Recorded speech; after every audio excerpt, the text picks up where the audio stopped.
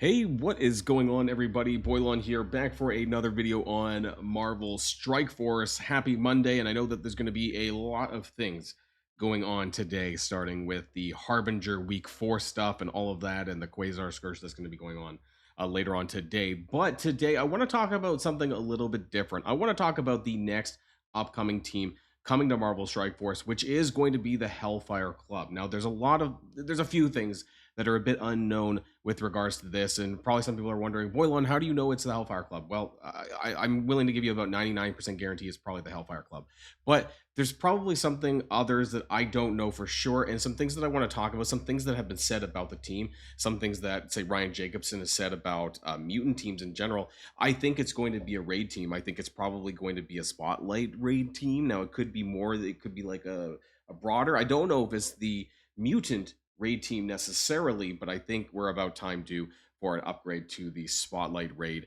and this is probably going to be the replacement to Alpha Flight. That would just be my guess, but there's a few more things that I want to talk about, of course, in today's video. Before we get started, I do want to give a special shout out to the sponsor of today's video.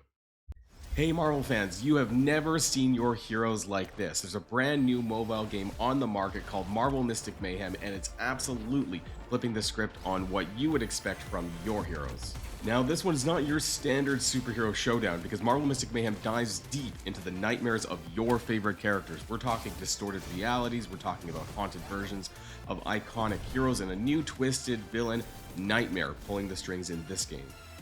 Now, you might be wondering about the gameplay. Think tactical RPG meets superhero strategy. You'll build a 3-hero team, and while it's easy to jump in, trust me, it's hard to master. With hundreds of combinations and skill synergies, no two battles are going to feel the same.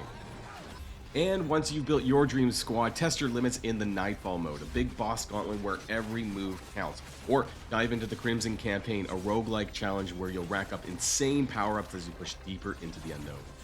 And whether you're here for strategy, story, or just seeing Marvel heroes like you've never seen them before, Marvel Mystic Mayhem does deliver. It's free to play, out now on mobile, and it's already one of the most addicting games that I've touched this year. So what are you waiting for? Download Marvel Mystic Mayhem today and face the nightmares head on. Let's see what your squad's really made of.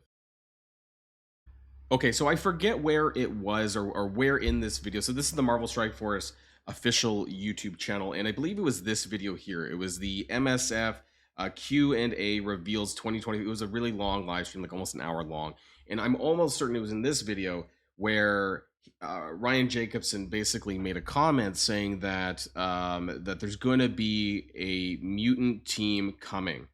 Now, what I was confused about that was because we already knew that the HELLFIRE Club was coming to Marvel Strike Force. So when he said this, or when they recorded this, was it kind of like with the thought that basically HELLFIRE Club was already assumed that we knew it was happening, or is HELLFIRE Club not fully going to be a mutant team? Like maybe it's going to be a mixed team, right? Because a lot of the Spotlight teams are mixed and not 100% of a certain origin. So that's my thought, and maybe what he means by there's going to be a mutant team coming is in like that mutant raid team for the next raid, the next chaos raid, is actually going to be some sort of like X-Men. They love to do X-Men teams, right? So maybe that's going to be coming later. In the HELLFIRE Club could be, you know, quite a few mutants, but it's not going to be 100% mutant. That's what I'm wondering about, if that's what he's talking about. So we won't know for sure, and I don't know for sure. But again, when we take a look at teams like even the Uncanny Avengers, right, which I thought was a really cool team, by the way. I just want to say I liked that they took only 2 new characters and mixed some other characters, and that they made, you know, a bunch of other teams. It was neat. I kind of like that.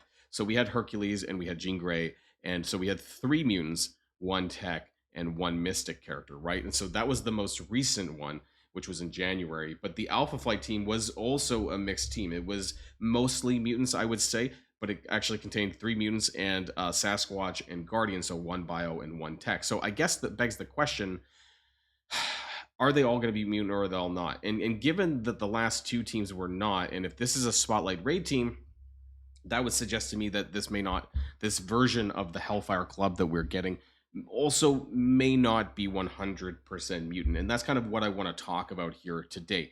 Now, as far as, let's start with the rework. Let's start with what we know, right? What we know is that Aazel, right, is confirmed to be on this team. Now, in the canon, I'm pretty sure he's actually, you know what? I'm not 100% sure. I thought he was a mutant character, right? Is he not the father of Nightcrawler? So therefore, I thought that he was in fact a is he not? Actually, no. I heard there's some retcon going on with regards to the parentage of not my mistake. Everyone's gonna hate me in the comments now. It was actually Mystique and Destiny, if I'm not mistaken, that were the the parents of Nightcrawler. I think this was like what was assumed because of, you know, he had the tail, right? And we also saw him in, well, in the X-Men First Class movie, but then he came back. I believe this was a shot from the Deadpool and Wolverine movie, right? Like when they're in the weird place with what's her name, Cassandra Nova, that kind of thing. And we had a vote, right? And I don't think can I even go back to find that? Like I don't even think I can. But like unless there's a vote running, it's really hard to find like the votes. It's somewhere down there. And he won. And then I believe Celine Gallio was second. But what we didn't know, I guess it was assumed we're only getting Azazel, but it wasn't actually 100% confirmed that was going to be the case. So that's what we know so far, that he's confirmed. Is he a mutant? Let me know in the comments down below. Maybe they're not going to make him a mutant. There's a few other things that I want to point out that happened over the last few months that kind of made me suspect about some potential reworks for this team. So the first thing that I want to talk about is actually going to be Negasonic Teenage Warhead, because she had this stat boost that happened with Taskmaster. It just happened randomly. It went live one day that it was a Taskmaster stat bump, right, who was for the Thunderbolts. And at the same time, there was one for Negasonic. And so ever since then, I was like, oh, is it, you know, why would it just be randomly Negasonic getting a stat bump? Is it something that, you know, that they're trying to tell us that Negasonic is actually going to be a rework for either the Hellfire Club or maybe something else?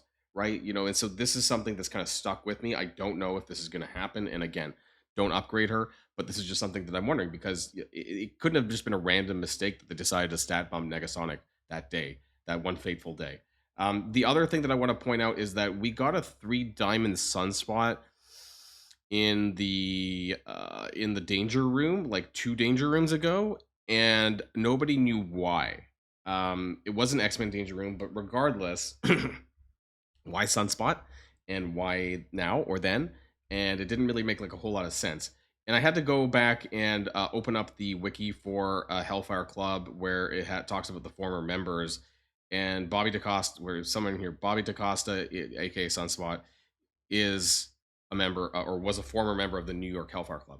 So is this something that could happen? I mean, granted, there's a long list of characters that have been back and forth through the Hellfire Club. But as far as characters that are available in Marvel Strike Force, that is something that I was curious about. So that is a potential character that it could be a mixed hero-villain team. They do like to do mixed teams. When it's not particularly a raid team, right? This could be a spotlight raid team that's also going to be, let's say, a war team, because we just had a Cursed, which is a Crucible team, and this would make a lot of sense to me. I mean, that's the only really game mode left, right? So them to do a mixed team, because Alpha Flight was a mixed team. The Uncanny Avengers were also kind of mixed because they had both that Crucible and that War section between the 2 other teams. So this could happen again, right? And the 2 others that I do want to point out, because this was a rumor in the past. Now I don't know if this is going to come true or not, because I think this may be too many mutants if it's not going full mutants, or maybe some of the new characters aren't mutant and that's how they're going to break it up. Mr. Sinister. So this was a rumor that was circulating a while back that this could happen, but I love Mr. Sinister as a character. If anyone never got to play with him like years ago, he was very cool. I love the cloning mechanic. They don't use this enough. And this is quite decent in raids, because Dark Beast also had a cloning mechanic, which was used in a raid team. So I can see this working still, but they would have to, he's the support character. He heals teams. I think he had a lot of callouts to villain mutants as well. Randomly, just mutants in general, but a lot of villain mutants I thought on, like maybe as a special, things like this. I swear I thought there was stuff in here that wasn't just Marauders, and I thought it was also villains, but maybe that got changed. Maybe I'm looking at the wrong character. Maybe I'm crazy.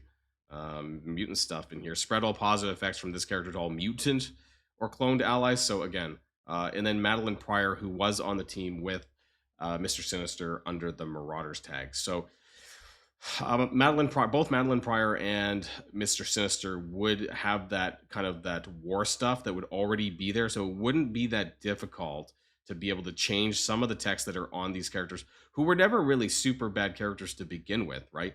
They had a lot of really interesting stuff, and they could easily change a lot of their text to just match, especially for reworks, just to match the game modes that they're going to be used in, and a lot of this is already there, right? So Madeline Pryor was a very heavy damage dealer type character, and so while she had a lot of debuffs and control, her damage was pretty powerful at the time.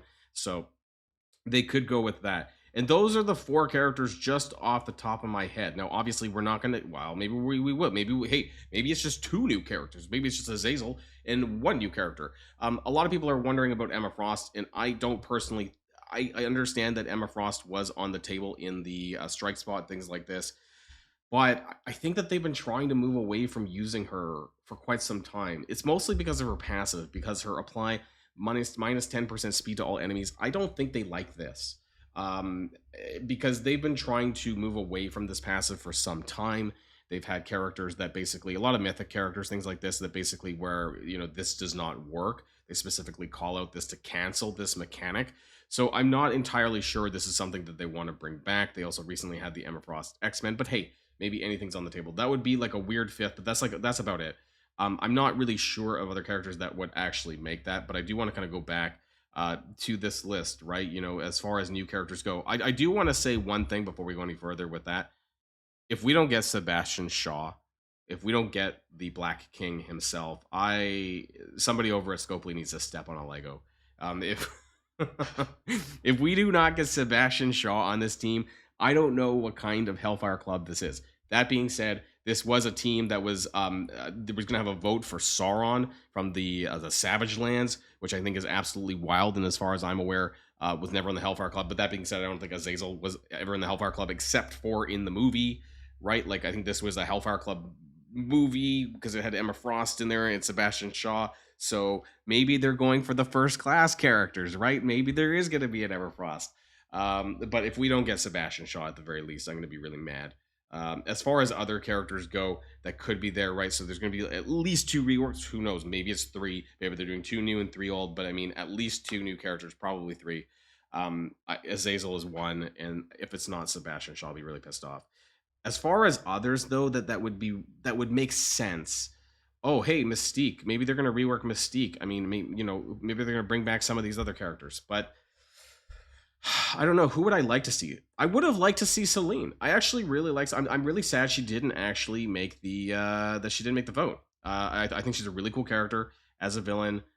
She's really hated by the X-Men. I think this would be an amazing character in the game in Marvel Strike Force that I would like to see. But I mean, unless they end up taking 2 from the vote, it was a bit. I thought it was a bit ambiguous, that it didn't 100% clarify that it was only going to be 1 character, but they didn't say that it was going to be the top 2 that were voted on between the 3 of them. I think it was a bit of a missed opportunity to clarify that stuff, but nonetheless, there is going to be some more Hellfire Club members coming. And I think the reason why I want to talk about this now is because I want to let people know that if they're thinking about upgrading any G20 mutant characters, that you should maybe hold, right? We're getting towards the end of July soon, which means that a new character, Blastar and the Hellfire Club, is going to be coming around the bend in August. So I think it's going to be really important that people hold off on upgrading any characters. The last mutant character I upgraded was Emma Frost X-Men. I think I talked about this in other videos about my Xavier my Xavier journey has been pretty garbage because I upgraded Songbird and that really screwed me up. And so this is also a little bit of a public service announcement that if you guys are thinking of upgrading any mutant characters, if it's not critical, maybe wait another week or so when we get the official announcements for Chapter 2, because I really do believe that the Hellfire Club is going to be the next team that's going to be coming out to Marvel Strike Force, and if it's not, I would be pretty shocked. But regardless, I think it's always good to wait towards the end of the patch once we know the new characters, once we know what they do, what section. Mutants are almost always global, 90% of the time. But if there's other characters for, say, Global Villain, or maybe even Global Hero, that you might want to reconsider instead, this might be a good time to kind of just put pause on the brakes a little bit and then really reevaluate where you're going to be using your mutant gear, because there could be some really good choices around the bend. That's just something that I wanted to let you guys know. Let me know what your thoughts are in the comments down below. And I just want to reiterate that if you also haven't given Marvel Mystic Mayhem a shot, then download using the link in the description down below to get started on that as well. Otherwise, that's it for me today on this video, guys, and I'll see you all on the next video. And if you like this video, make sure you hit that subscribe button if you haven't already, and you'll be greatly helping out the channel. Have a great day, and I'll see you guys on the next one.